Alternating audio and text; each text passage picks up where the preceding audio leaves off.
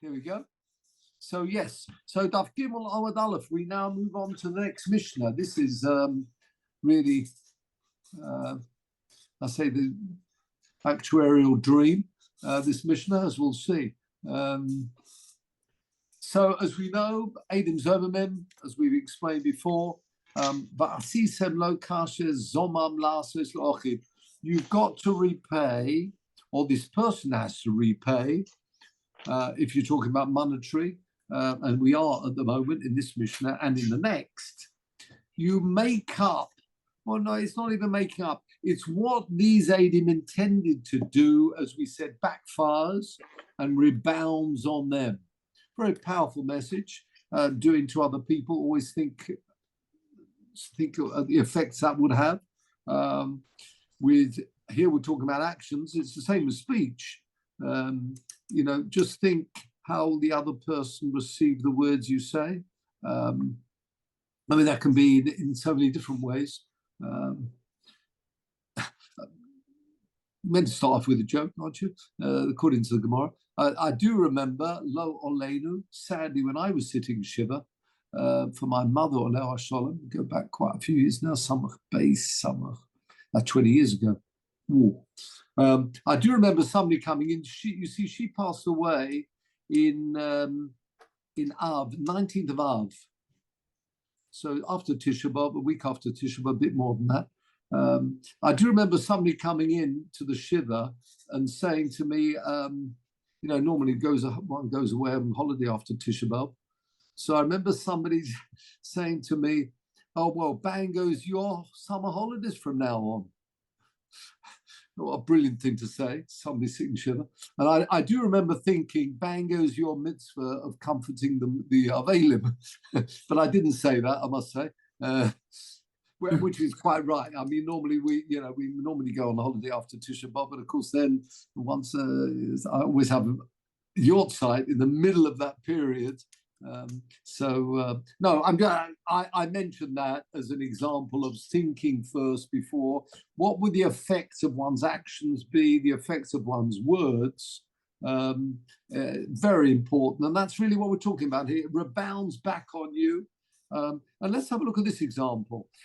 Norman, I should say that since COVID, I've been away the yacht side. There's minyanim, all sorts of minyanim in like in Riverdale, in New York. Oh, yeah, no. You're quite right. Practically speaking, that's not a problem. But it was just the fact that this person said that, and there I know. I can see. Yeah, I realise. I'm just answering the thing that it's. No, you're quite right. You're absolutely right. You are. I do remember there are, sitting Shiva, and I hadn't really thought that through, I must say, but it was just the comment where one does need to think a little bit, perhaps, before actually speaking. Because often, as we know, words are hard to take the words back once you've said them. There's these spoof videos about this from people going to see people sitting Shiva and about all the inappropriate things they say. Obviously, the sick, the guys will go, "It's about 18 minutes, we can go now, we've done our mitzvah." Off we go. Yeah, no, all these, But then back to Eidim Zomamim and our Gemara. So we're talking here about repaying what they intended to happen, or what they intended the money to pass across. Let's have a look at this Mishnah. Daf Gimel Amud Aleph.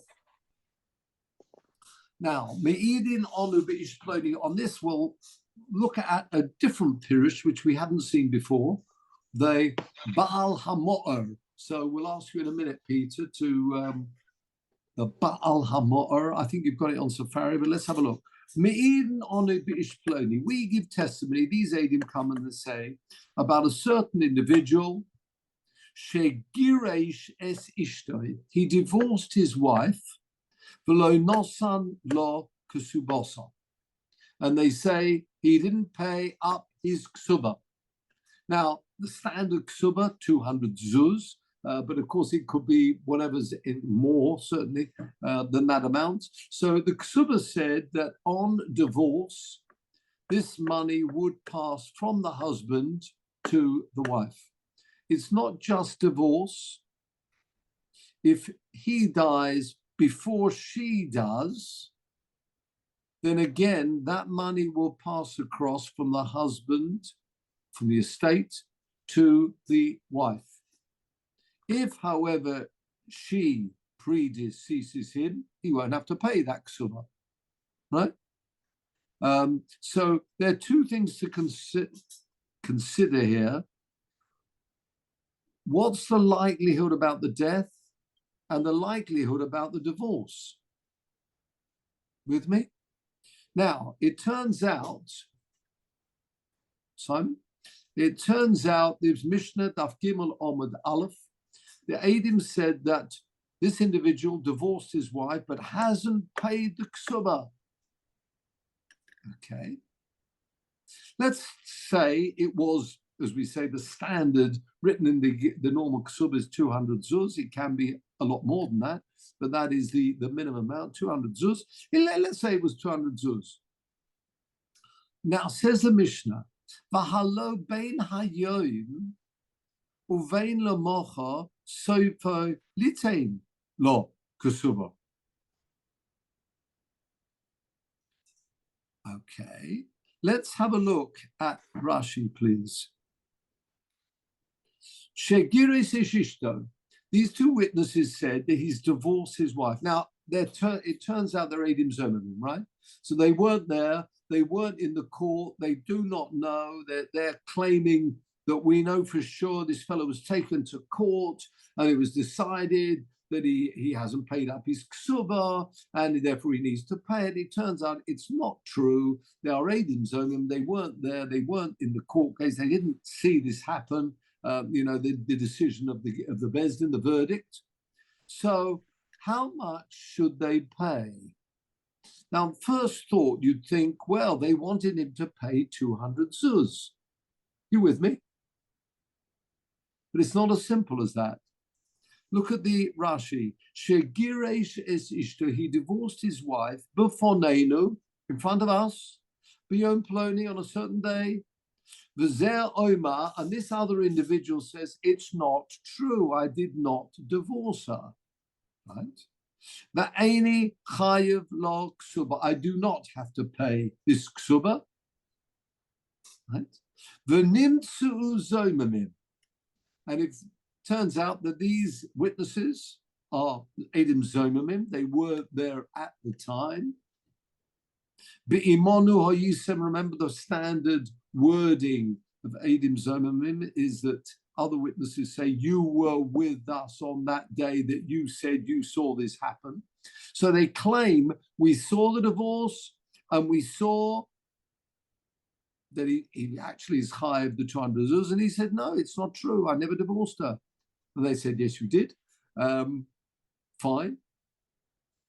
Then we find that these are Eidim Zomimim. How much should they pay? Look at the next Rashi. V'halo bein hayoim uvein lemocha, says the Mishnah, may well be that they'd have to pay the ksuba or might not. Look at Rashi. Koloima. Ma yishalmu elu. What should these witnesses pay? Why? In Tome, if you'll say, well, they wanted him to pay 200 ziz, didn't they? Which sounds like that's the amount they should pay. They always pay what they intended the other individual to pay. Sounds like 200 zuz, doesn't it? Says Rashi, no, it isn't. Have you got it? In Toima, hello, in Toima, hello, Shemo, Yomus, Oyugarshenu Hayoim Oimocha. Maybe he would have died. That's what Rashi is explaining the Mishnah to mean. Maybe he would have died today, tomorrow. Maybe he's unwell. Maybe he's extremely elderly. He would have given that ksuba anyway, or the estate would have paid the ksuba. Nimsu shaloyim afsidim. If he's sadly on his deathbed and he was about to die, he would have paid that money anyway. So what have they lost? A day, instead of paying it today, he's paying it tomorrow type of thing. Well, that's hardly worth much money. You with me?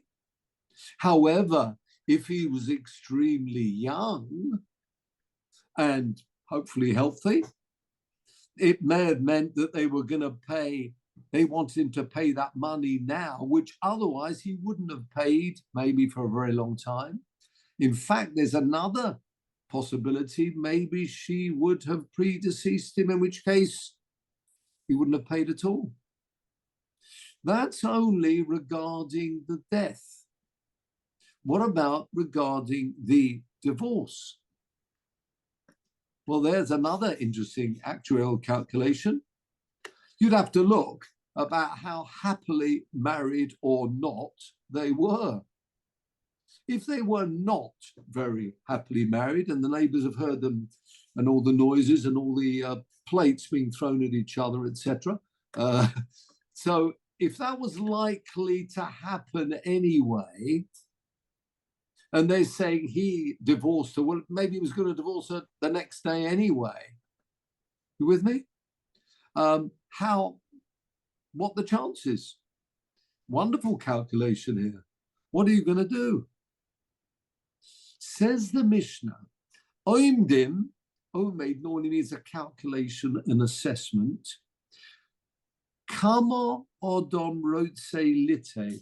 How much would somebody pay in the market, the open market? I'm sure there's some people who would value such a thing. If you were asked, and you go to some specialists in this who are prepared to take the risk, it's obviously some type of gamble, but yes and no, it's not really a gamble. They would be buying up front, like a reversion. They'd be buying the ksuba now. You with me? So you go to some specialists, say, what can you value this for us, please?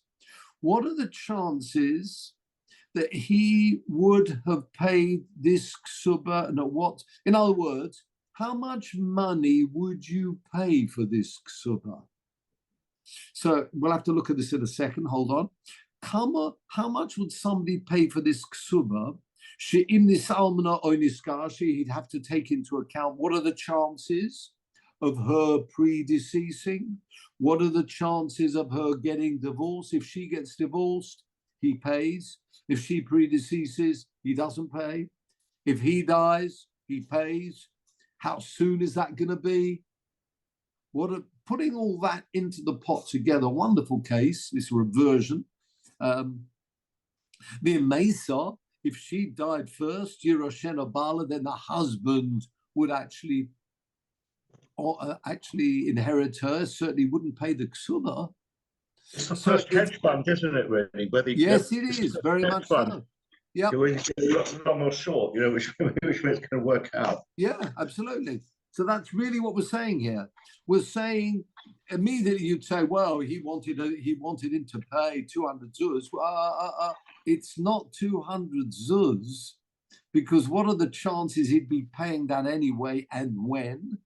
And age gaps, health, you've got to take all that into account. Presumably you have to pay for that valuation to work what is the cost? And then you've got to say that's what they really wanted him to lose. Now, says the Gemara, Ketzad Shomin. How do you do this calculation? Well, I thought we'd explain that in the Mishnah. Says the Gemara, no, it's not as simple as that. The value we've said on the ksuba is 200 zuz. She's got rights and he's got rights. What are his rights? His rights are that he will not have to pay if she predeceases him. He will not have to pay, maybe, if they're on very good terms. They could be a long while before he dies. So he's got a value of that 200 zuz that he might never pay it. She's got a value of the amount of money that would come to her. It's true, the total amount is 200 zuz, but if you value her side and his side, we'll see more about this in a moment, those two may not add up to 200 zuz, because if you've got a valuation coming on, there's somebody buying it in the open market, presumably one of those two, the A and the B, his rights and her rights, probably don't total up to the 200 zuz, because there's costs involved doing this valuation and chances and everything else. It may well be that it's 150 against 30 or whatever. Let's have a look at how the Gemara looks at this. We look at the husband's, what the husband's part of this 200 zuz is. In other words, if she was to predeceased, how much would somebody pay for his share of that ksuba? And that share of his means that's not what he would have paid. He would have paid the balance. We'll have a look about that in a minute when we look at the Balamah. Rab Oshia says, you look at her, what she has, and that's the amount that would be paid. And Omra Papa Be'isha or Biksuba, so you look at her, the value that she's got, and the ksuba. Now, without going further, if I can call on Peter to have a look, please. First of all, if you put up the Ba'al HaMo'ar.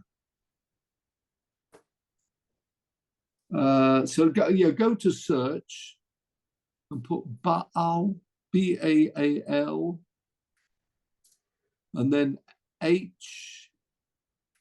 Oh, it's down there. Ha Me'ar. Go to the one with the little bit further down. No. Yes. No. One down. One down. Yes. Bal Hamor. Let's have a look. First of all, who is this? Reb Zerachio Halevi. Zerachio, Zerach means brightness. That's why it's called the Baal Hamor.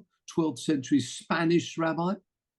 Very early, actually. Slightly earlier than the Rambam, 12th century. But also lived in Provence, there you go. His best known work, Sefer HaMo'ar, a critical commentary on the halachas of the Rif that he began writing at the age of 19. Well, there you go. He was criticized in terms of his audacity. The scholars of the Ramban and Ravid, each of whom wrote defenses on the Rif, though they also respect the Balamah. So they're very strong, often when they're arguing together. Other disputes with the Rav include a critique of the Rav's Bali and Nefesh, exchange of letters with the Divrei. He also composed many poems, including a lot of them in the Sephardi liturgy. There you go. Now, if you can click, we got some dates on top there, 1130, 1186. Yeah, a young man when he died, 56. 11. Now turn to Hamor on Talmud. Right, now scroll down. We've got Makkas. That's one we want. Now, I can't imagine it's going to be translated, but let's see. Let's go to 1a. He will look at the Mishnayos, Kate Sasham, and if you press A, I don't think you're going to get much. This is probably on A already, isn't it? Yeah, you won't get, I'm saying you won't get any translation for it. But okay, let's follow this down. It brings the Rif to start with, which he doesn't like.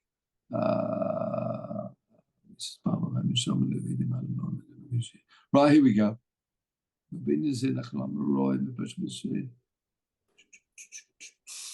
Hold on. Okay, so let's take this. Which line should we look at?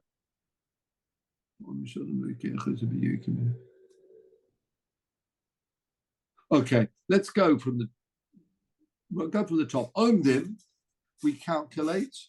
Kama odom rotzelitim k'zvosu v'lo piresh litain lemi. It doesn't explain who. What do you mean? Who are you giving the money to?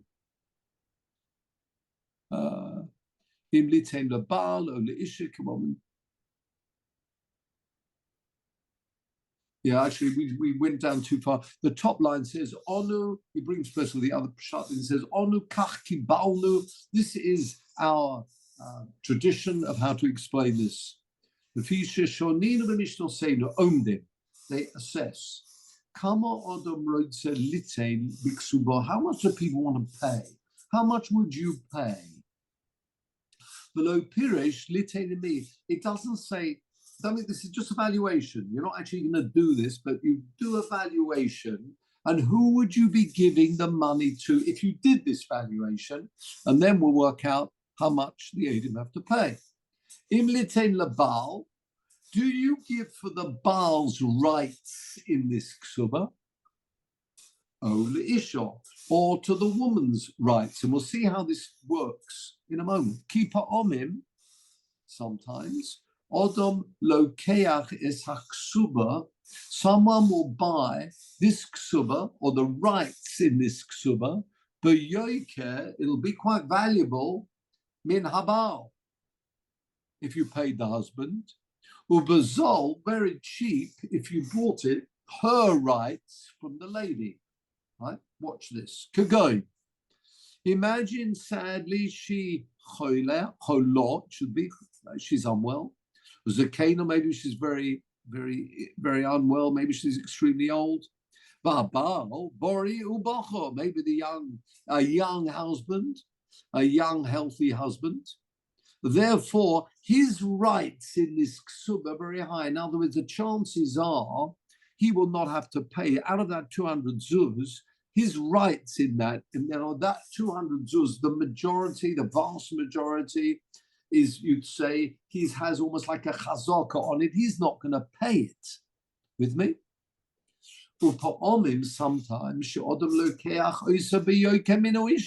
Sometimes it'll be very valuable from the lady. In other words, her rights. Not much from the on the man's side. Maybe it's the other way around. Meaning, maybe he is not so well. She is extremely fit and young. So the chances are she will pick up this ksuba. So of that 200, the chances are her rights of picking that up would make it very high. So in other words, the 200 is worth a lot for somebody buying her rights. You with me? You've got the probabilities of it's going to come to her, the probabilities it's not going to come to her. If you were looking at her and the chances that she will get, you've got to do like a valuation, an expected value of that 200 zuz as far as she's concerned, maybe 150. Somebody will pay 150 for the chance to pick up that ksuba if he would die or they will get divorced. From him, in other words, you look at him and say, what I'm buying from you, your rights in this ksuba, that might be 30. If he's extremely old, very unwell, what does it mean? His rights? Because he's very likely to pay it. His right, the chances of him getting that ksuba, not paying it, may be very small. Maybe just 10 out of the 200. Okay? Now, the Amorai mentioned in this Gemara, that's what they are arguing about. The Pirish Mishnah Seder in the explanation of our Mishnah. Now, let's see how this goes. If you remember, Rav Chisda says you do a calculation based on his rights in that ksuba. Shomim babal koloima. In other words, whenever there's a kloim, it always means it's tricky to understand the Gemara on its own. It needs an explanation. Koloim, in other words, shomin, we calculate. Kama odom roitze loses. How much would somebody give b'ksubosa shel zu, this ksuba? Now, we've said it's 200 zuz. It may be a lot more than that. How much would somebody pay for the lebal, for the husband's rights of that 200 zuz? Al Sofik, when would he get that? It's been set aside. When is he likely to get that 200 zuz? With a misas or isha. If the lady dies, b'chayov in his life, fine. So let's say they value his rights in that ksuba. I don't know, maybe it's worth 80. The chance is her that she would die before him. They'd say, look, I'll give you for those 200 zuz, we'd give you 80 for the chance that if she dies, you'd get this ksuba. The rest of it, the rest of it that's not yours. Imagine that was the valuation, 80. They'd pay 80 for this value of 200 zuz and give it to the husband, saying, your rights are worth 80. And they've assessed and they've worked out health. They've looked at, as I say, the actual marriage. They've looked at hers, health, etc. That's how much they're giving him. Okay. U'mishalmin loy ho'edim. The edim therefore would pay. Ho'edim alolu, these edim hazoimim. Kashir domim halolu. They are making him pay 80, if you see what I mean. His value in this, I can see the yellow hand, I'll ask you in a second. His value in this, we've said, in my example, is 80 out of the 200. The chances that she will predecease him, otherwise he was going to pay it anyway.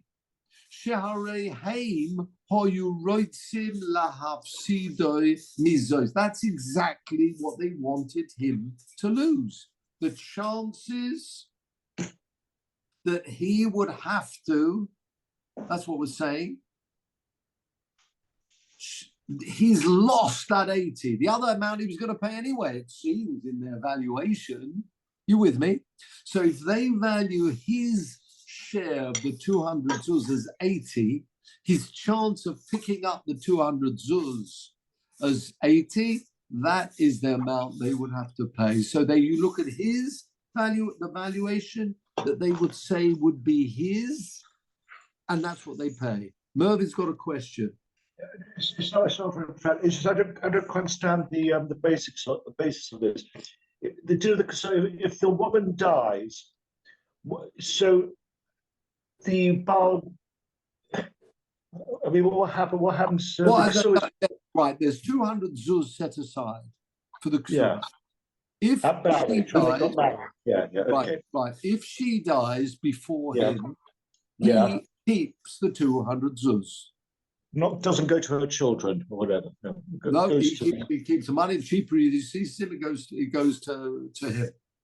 If, however, he dies, or he divorces her, that money goes across to her.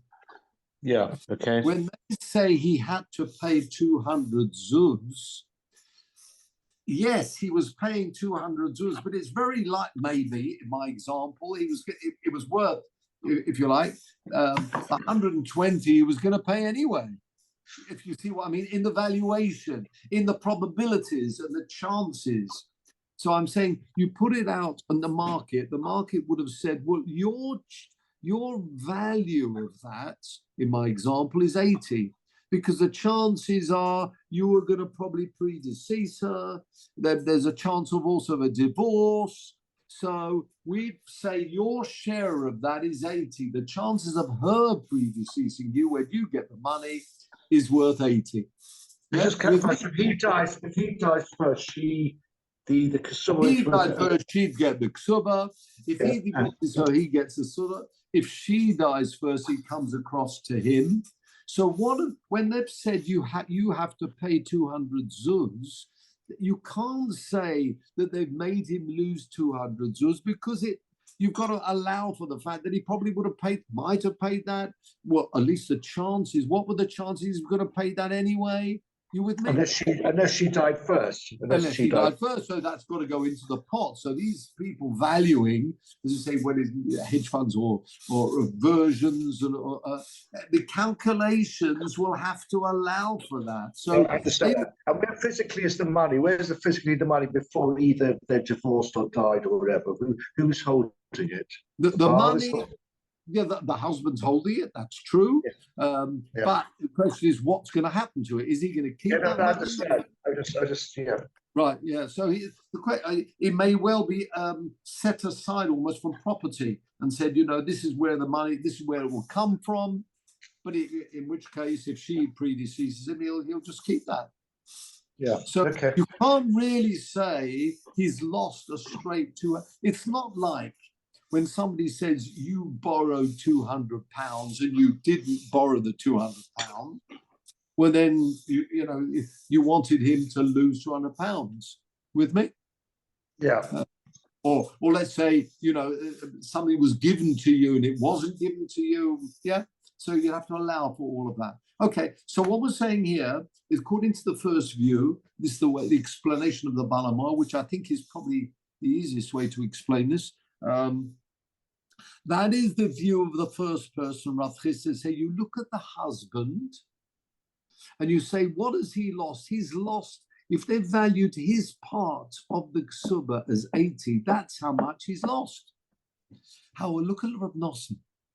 Rab Nosson Ba'isha says no.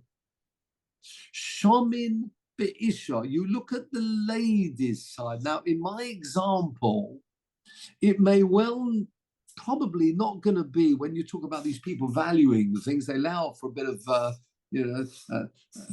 some errors as well involved in this valuation. They may well value her parts. We said his was 80. They may have valued hers at maybe 100, let's say, in my example. They valued his at 80 and hers as 100. Now, you may say that comes to 180. That's true. But as part of that valuation, if they just look at hers, the people valuing may say, look, we'd be happy to give the lady, they'd say to the lady, 100 zuz for your 200 zuz, on the chances that he would predecease you and divorce you. Now, it could be all over the place. My example, there was 100, like 80 for the man, 100 for the woman. It could be a lot less. It could be, for example, the man shares 50 and the woman's share is still, let's say, 100 or 120. Let's say 120. Yeah? Are you with me? I hope I'm not confusing too many people here. So let's say the example, I'll get another example. They say his value is worth 50, and they say hers, given that it's two things, there's a divorce, she's actually younger than him, the chances are he will pay, it's probably 50 for him. And if they went to her, the valuation would be, let's say, 120. Now, look at this. Rav Nosson Ba'isha says, Shomin Be'isha, we look at the value that the ladies got in that ksuba. So in my example, it was, let's say, 120, right? Kama odom roitze loses b'ksubasa. How much would somebody pay her? This is imaginary, of course. Al sofek, on the chances of a misa sabal, that where she would get that money, and on the sofek girushin, on the possibility of a divorce. Now, umashe odom roitze loses leisha, this 150, harihi, or 100, let's say it was 50, 120, okay? 50 for him, 120 for her. What they're saying is, harihi, that's in the chazaka of the lady, ki'ilu bolioda, it's as if it's in her hand in this valuation. I mean, it's true, anything may happen. This is all probabilities and chances, etc. Kava, that's already like in her hand. She has already got, if you like, the value of 120 out of this 200. With me? But the Adim didn't want this person, the husband, to pay that because that was already the value, if you like, the valuation of her partial of it. What they wanted him to pay was the difference between that and 200. You with me? Whatever's extra,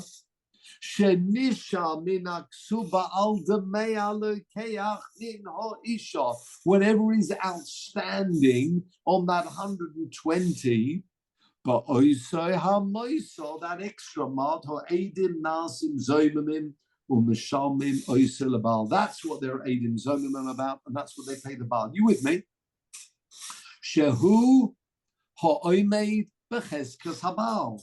Everything which is not part of the wife's must be part of the husband's, they're saying. And therefore, it's the balance which they wanted him to pay now. You with me? If her part share right now, with the probabilities and everything else, is 120, we'd take 200, or take the 120 from the 200, it would be 80 in my example. Whereas if you look at what's definitely his, when they do the valuation based on him, they may say his part is 50. You with me? Have I lost people here in this valuation? What I don't understand, Norman, is that at the time the witnesses came forward, they weren't doing any calculation in their heads about the probability or otherwise of the woman dying or predeceasing or whatever.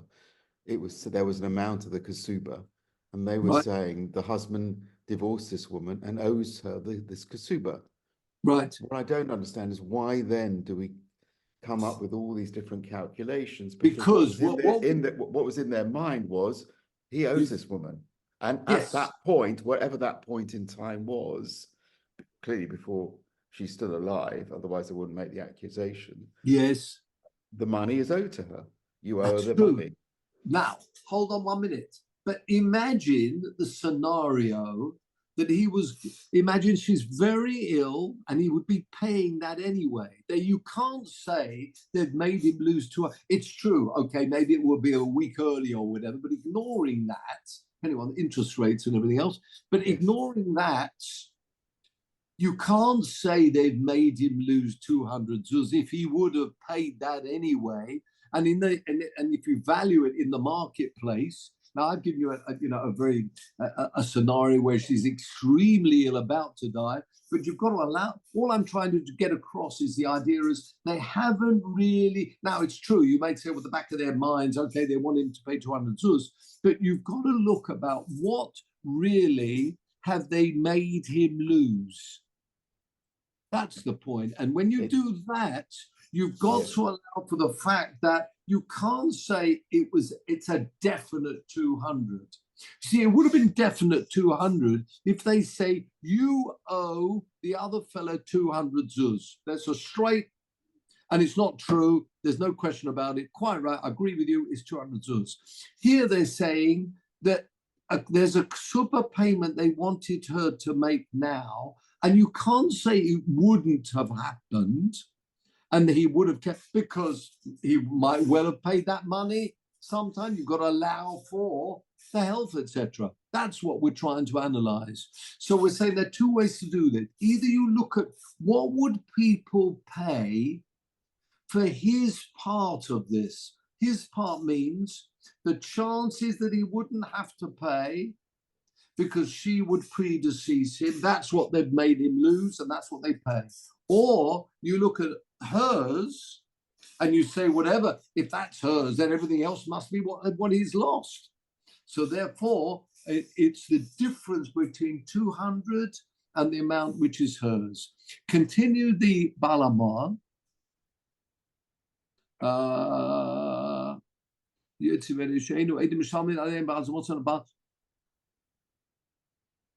Okay, where are we up to here? We'll bore up what we saw. Oh, no, that's fair enough. There's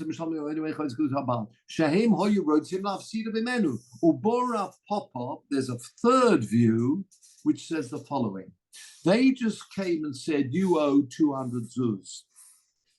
And he explains a little bit about this Rav Nosson. When they say, what is her value?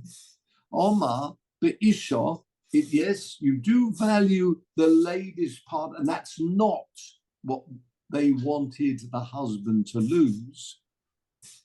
But you only focus on the ksuba. La'afuke, that comes to exclude nechosim hanichnosim v'yotzim imah. If she brought to this marriage property, which is always hers, it's her name. Oh yeah, the husband may be using it or whatever. I'm sure he maybe getting some of the interest or some of the rents or whatever. That's up to, how they want to play this. But if it's her property, let's not take that into account, because whatever happens, that is her property. when they come to Bezin and they say, we want him to pay the ksuba, don't allow at all for any property she brought to the marriage, because that's always completely hers and will always go back to her. That's what, if not her, it will go back to her children. Next line, the Edim don't pay aleim b'hazomosom when they become Edim Zomnim, labal, lefi shebechezkas ishahem. They are always under the jurisdiction of the wife. They belong to her in her name. It may be that, of course, they've got married, and therefore, yeah, he's probably enjoying some of that the property, but it's all in her name. Now, of course, if she's given it away, that's a different thing. But normally, the property was saying, if the property is still in her name, do not allow for that at all. It's her property. Omdim la'olam. The Eicha Edim, how can you can say that the Edim nechshavim komotziim miada? You can't say that because if a divorce took place, that property now goes back to her. It was always hers. So don't allow for any property movements because it's her property. It's her property. Ella, just focus on the ksuba. Who shenasim zomim? That's what they're edim zomim about. U'mashalmin labal. That's what they pay.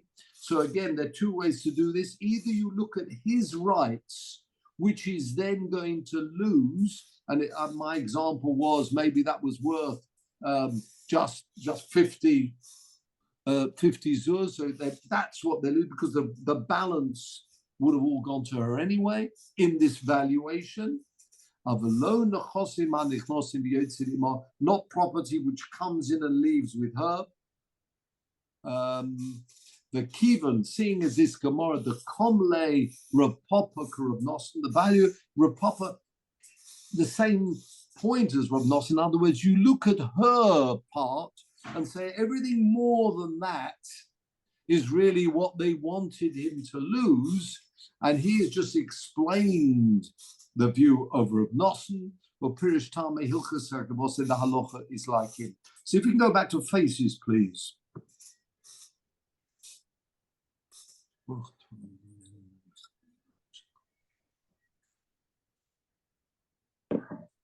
I hope we now understand what this means. So, and just in summary, I'll come back to you, Malcolm. What we're saying is the following. When they come and say that a divorce took place, which is not true, and 200 zuz was meant to be paid, it's not the same as saying that this individual owes 200 zuz, which he otherwise never would pay. This 200 zuz, there's a good chance he was going to pay, not just a good chance. If he's going to predecease, you've got to look at the age differences, you've got to look at health, and there's chances. And even if there's a divorce, I wouldn't say even if there's a divorce, he'd have to pay that anyway. So as all these anyways come through, you look at him and say, okay, what are the chances you get that 200 zuz, right? That bit is what they've lost. Or you look at her rights and say, okay, if you're doing this valuation, and of course you get the people in, there's always a bit of, you need a bit of a gap in between when they're doing this calculation. They're not quite sure with the probabilities and one thing and another. They'd say, okay, one thing we know for sure, she has got a value of, in this, my example, it was 50, hers is 120, right? In which case, if her value is 120 right now, allowing for the chances that he would predecease her, allowing for the chances that there will be a divorce, it's worth 120. We pay you 120 now, these people would say, and we'd pick up that money with the two. You with me? We pay you 120 for the chances to pick up the 200. Yeah, that's really what we're saying. So it's worth 120 for you, in which case everything else out of that 200 zuz is what they wanted him to forego. So those are the two ways to look at that. And that's what the Gemara said, Kate and Shomim. Rav Chisda says you look at the husband and you look directly at what he's lost. So in my example, that was 50. According to Reb Nosson, you look at what she'd lose, and in my example, that was 120. Clearly, the 120 in the 50s, 170. It's always like that, allowing in this valuation. And the balance is what they'd have to pay. And then you've got the view of Rav Pop who says, yes, but don't make a mistake and think that any property she brought into this has to be valued as this. No, that's not part of the ksuba, because that anyway would always form, she would always get that, whether she predeceases or not, it's her property. Don't allow for that in any way. So Benjamin's got a question. Yeah, actually, I want to pick up on Laurie's question. But can I just check first? In Eishes Chayil, we say Zomamo Soda Vatikochehu. Doesn't that mean she calculates and she estimates the value of the field? It's the same word, isn't it? From Zomain. Yes, an estimation. Yeah. So isn't the whole point, as Laurie says, the question is, what did they intend? And if, for instance, they thought this ksuba was worth £1 million, they should owe £1 million. It's their intention which matters, isn't it? What was in their mind? But then you're right. If you knew for sure if you knew, or if the Bezdin knew what they intended to do, then you are right. But they've just come to Bezdin and said, the ksuba has not been paid. Now, how much they knew about all this, we don't know. We have to estimate it. We've got to do an estimation of all of that. So what we're saying is, if they come and all they've said is it's a 200 zuz, it could have been £1 million, whatever it was. They've said the ksuba should be paid. Right. That's what we're saying. We've got to work out what really are they making this husband lose. Right, but the word zomim implies. Yes, you're right. It's a calculated. It's a calculation. You're right. Zomim means to estimate and value what's the value. But here we're saying kasher zomam, what they intended to do. So in this example, we have to work it out. What you've got to do a valuation to find out that calculation.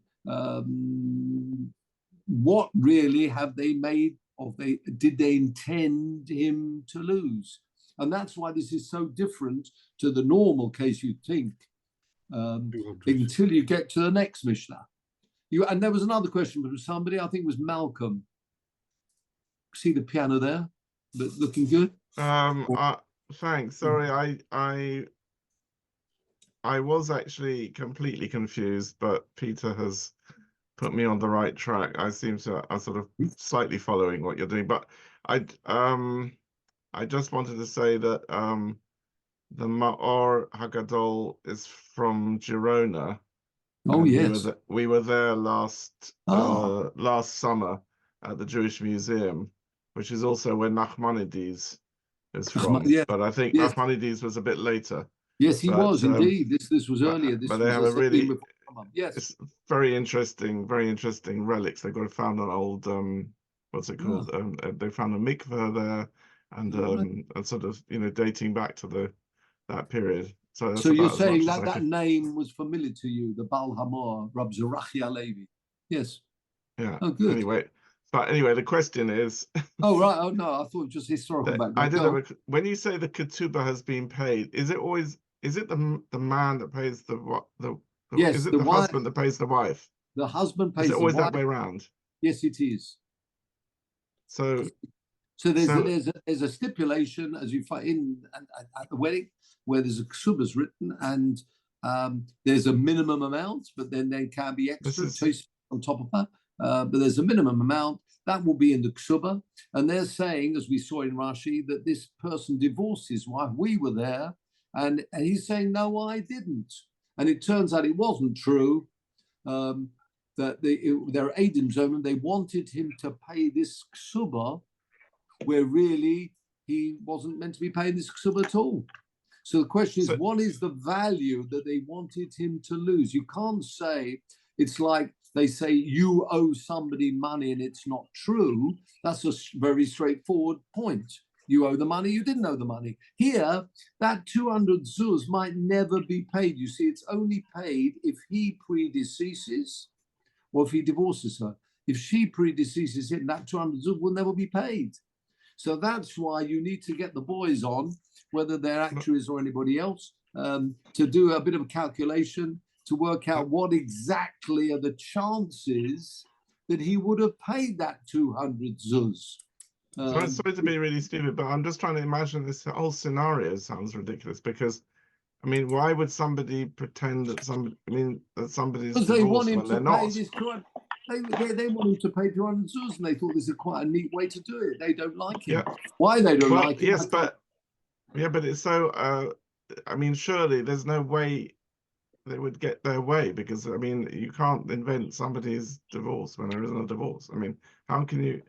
They can What if they sort come of- forward and say we were there and that we were witnesses. Now you're right. So now you'd follow it through and you check it with a bezin or whatever. But I mean, it's principles that we're looking at here. I mean, last week we had a similar unlikely situation to say somebody done chalitza or somebody had done grusha. I mean, you don't. These are far-fetched examples which are telling us, really how we're facing this and how we're doing. And I think the crucial point here is we do analyze to find out exactly what they were making the individual lose. And why can't we just be straightforward? Why can't we just be straightforward and says they wanted him to pay a ksura, the ksura's 200, and it was wrong, so they've got to pay 200. Why do we have to go into all this? I mean, why you make it a different? I know it's potential, but that's what they want. I'll tell you why. How can you say that is the same as two people coming and saying that you owe £200, full stop? I agree with you. If they just said you owe £200 or 200, whatever it is, and it turns out they're Eidim Zomim, they wanted him to pay that money and he would never have paid it. Never. In the case of the ksuba, you can't say never because there's a chance that she would predecease and he wouldn't have to pay it. How can you say they've made him? It's true. He'd have to pay £200 now. Imagine she, as I say, the extreme case, she's extremely ill and she's sadly about to pass away. She's about to, deathbed. Yeah. You can't say it's worth 200 zuz. So what you're saying is you can't say the kasher soam lasos is something wrong because it may happen correctly should she pass away. That's yes. So them saying 200 zuz, they wanted him to pay 200 zuz when really he would have paid that anyway. Yeah. Okay. That's the other way around, isn't it? If it's that the other way around, it's when he's very ill, he would be paying that anyway. You with me? Is he's very ill, or if the marriage is really, about to be terminated, through a divorce tomorrow, then he was going to pay it anyway. So they've hardly, he has to pay it a day early, but by the time you've sorted all this out, he'd be paying it anyway. You with me? You can hardly say that they've made him lose 200 zuz. Now compare this to the next case. And we've just got time to have a look at this Mishnah. On Me'idin Onu B'ish Ploni, Shu Chayiv L'Chavero, people will like this case, Elef Zuz. They say, you owe someone else 1,000 zuz, whatever amount you like. This example, 1,000 zuz, fair enough. But they say, Litloin loy mikan vad shloshim yom. We were there and we heard what happened. £1,000 was passed across, but you've got this loan for 30 days. For who, oh, mate? It's not true. Mikan vad eseshoni. I got this money. I mean, okay, we put 1,000 zuz. That's a lot of money at the time of the in the time of Mishnayos here. But I mean, let's say a couple. There were millions involved here. Millions involved. You've got it for 30 days. And he says it's not true. I got those millions for 10 years. I'm expecting to, I'm needing it for the business. I'm expecting that really to move, etc. And he said, no, 30 days. It's got to come back after 30 days. So they don't want him. They're not stealing. They're Eidim Zomim, right? What did they want him to lose? What have they made? What did they want him to lose? That's the question, isn't it? So again, they say you've got a loan for 30 days, 30-day loan. And he said, no, I've got a loan for 10 years. It's money, I need it. So 10 years, I'm say putting it into the business, I'm expecting great things, millions. They're Eidim Zomermin. How much do they have to pay? Would you say they've got to pay 1,000? No. He admits he owes 1,000. It's a loan. The question is it for 30 days or is it for 10 years? But if the There's the Mishnah. Sorry, if the Eidim Simon's getting in here on the financial side. If the Eidim Zomermin, they lie, and you're talking about 30 days versus 10 years, then he should be liable for the whole amount because they're ruining him.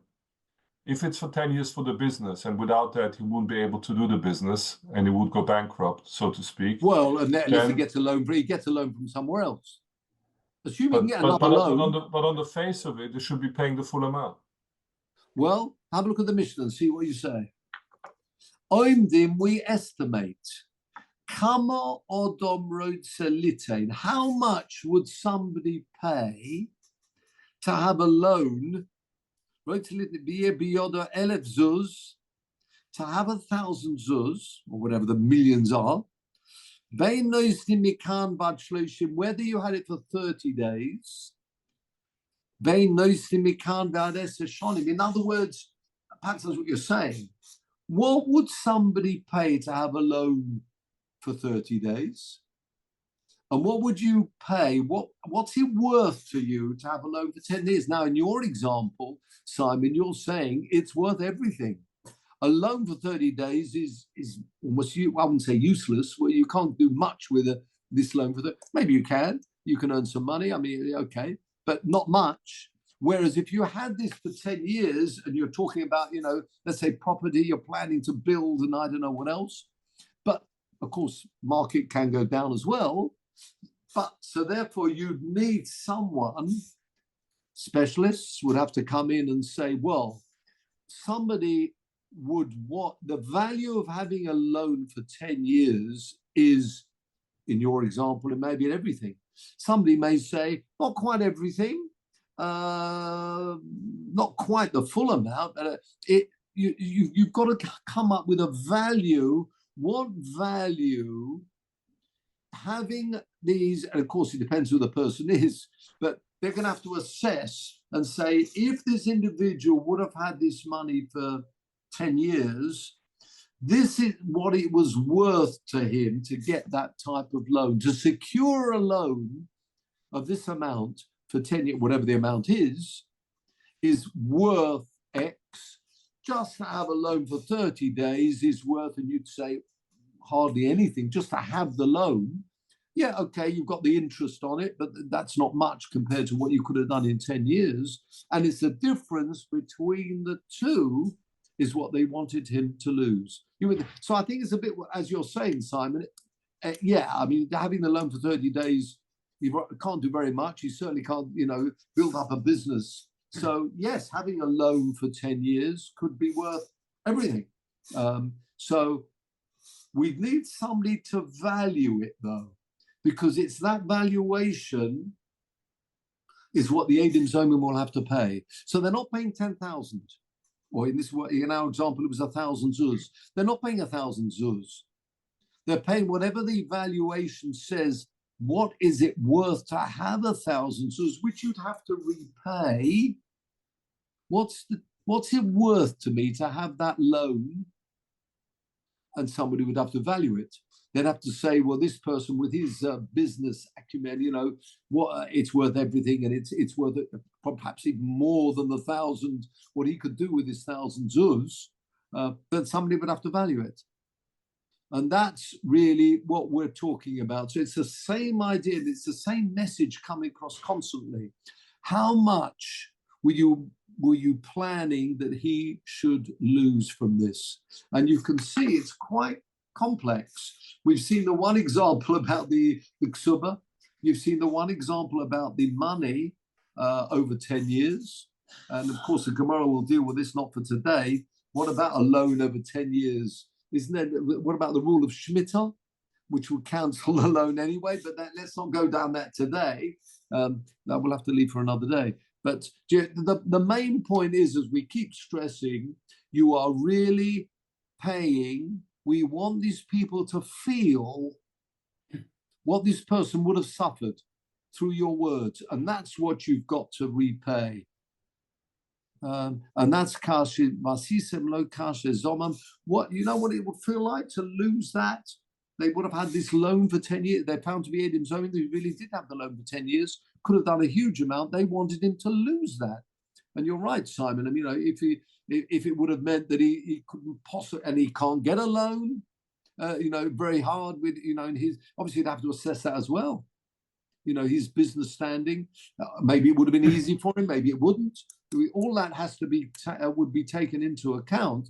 Very complex calculation, but that is what we're saying with Edim Zomim, that the individual's got to feel how much would the other person be suffering. Yeah, there was a question from somebody or not? No. Yeah, question from Peter. I think I've got the argument quite well about how much were you planning they should lose. That made it very clear. Yes, in a word. But my brain needs to know the formulas. Where are the source? Yeah, it's true. The Gemara is not explaining any formulae. It's leaving it up to those specialists. You'd have to bring people in who would assess something like that. Well, it's no different, in the insurance side, insuring something, where you'd have to do an assessment. What's insurance risk? Now, that's for insurance. You'd have to bring in specialists who would be able to value that. You're right, there's no formula here. But it's the principle that we're looking at. You'd have to bring in the best people you could to do that valuation and say what the difference is. That I think that other one is very hard. The one about the ksuba, you've really got to find out a lot about these individuals. And you're going to have to make some, confidential inquiries to their GP to find out all about, how much you get that information. I don't know. What we want to know is, what did the Edim Zomim know? That's the crucial thing, isn't it? Yes. What did they know about it? Yes. Very tricky. It's the second one is easier a bit. I mean, you have to bring in Simon and your friends could value that for us. What's the having these millions or however much it is for 10 years? What's it worth? Or what's it worth? And you say that what the chances he could have got another loan very easily anyway. So he hasn't lost anything, or maybe not. Yeah, Malcolm. Sorry, a really basic. I don't quite understand the situation. Have the Edim Zomim, have they got something to do with this loan? Are they the ones that are nothing to do with it? No. They just observe. They just. Well, we're not. So there was an actual loan. There was an actual loan. There was an actual loan. And what was that loan? Was it a long term or a short term? That's the. That's the big question. No, what are they lying? They're lying. They're lying. They're saying it's much shorter than the individual said. He said it was a loan for 10 years.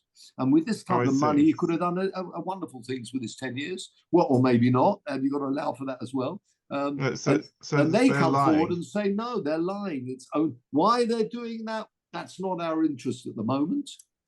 So what I'm saying is, so there's a truth and a lie. So the truth is that there's this, so somebody's taken a long 10 loan. Years. Yeah, and then there's the Edim Zomim come along and they say that it's a short. So they're lying. Yes. So the question is, if nobody found out, if they were not discovered to be Edim Zomim, and they were believed, they got away with it. Yes, then the loan would be for 30 days.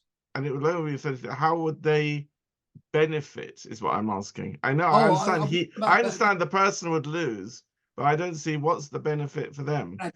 That's a separate question, as you say, why they're doing this. That's not our interest. No, you're right. It's the principle here. Maybe they just do not like this guy and they really don't want to see him, making great inroads into the property market. So they're saying this massive loan that you've got is really only 30 days, and it gives them, you're right, maybe gives them a chance to go into this market, which otherwise he would have gone into. And they're really trying to prevent him going into the market. Okay, so final question. If when the calculation is done, and who do they pay? Are they paying a fine? Yeah, that's what they're going to have to pay. Or are they paying? This is from last time or the time before. Are they paying a fine or are they paying a compensation? Well, that's what the point is. We've said until now, this is a fine. It's not compensation because the fellow has actually not lost anything in the end of the day. It's only what he might have lost. So you can. So who gets the fine? Is it the court? The fine goes to him. No, it goes to the individual that they wanted. The fine goes to him. This is what they wanted him to lose, so they pass it across to him. Yeah. So very, very powerful points here. Very much about, the concern for others and that we're very much worried about here. So yes, very much in that, if you like, the second half of the 10 Commandments, the concern and the worry about other people and thinking about them, which is very much what this is all about. And that's what we're trying to do to, the person should feel the same if this is what they do. And hopefully that will mean he won't do something like this again. And that's really what we want. And we want people to live in harmony and in shalom. And with that, gentlemen, we will close for today. Let's have a quick, if I can call upon you, Peter, with Psalm 121 before we go. Leave it to Peter to find it for us. Meanwhile, be well, everybody. And let's hope for B'suras Tovos all round. Not easy. How are we doing? Oh, yeah, we are. Thank you. Oh, well done there. Straight to it. 1, 2, 1.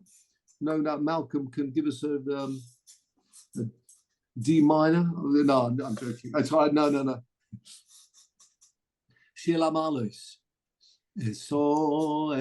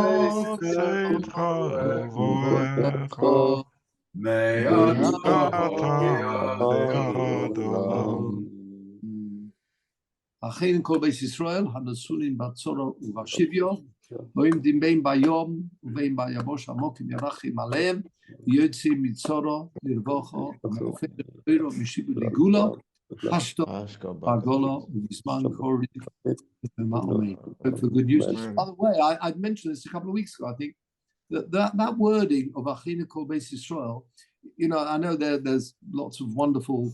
I wouldn't say songs is probably the wrong word, the melodies that people are singing to it. The words go back a long way back to the time of the Goïnim. We were talking today about the Balamah. This goes back to Rav Amram Gaon, which you can look up, and he's around the 900s. So we're talking about 1100 years or so. The word, that's the first source of this. So the wording does go back a very long way. And with that, I leave you. let's hope for a good week all round. Right. And good to see you, Michael. Yep. And, Thanks. You too.